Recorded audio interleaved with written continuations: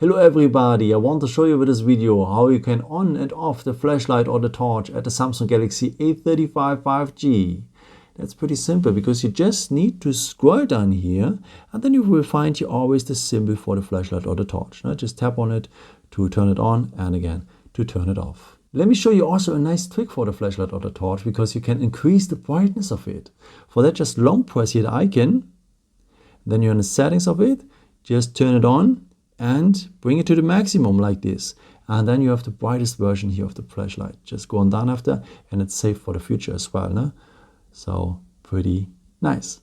I hope I could help you with this video and answer your question. And yeah, maybe if you want, you can leave me a nice comment or give me some thumbs up. That would be very helpful for my video set. Thank you so much for. And I've created also some other videos if you're interested in some more tips and tricks and so on. Or you can also subscribe me if you haven't done it before. Thank you so much for your support, and yeah, maybe until next time. Ciao.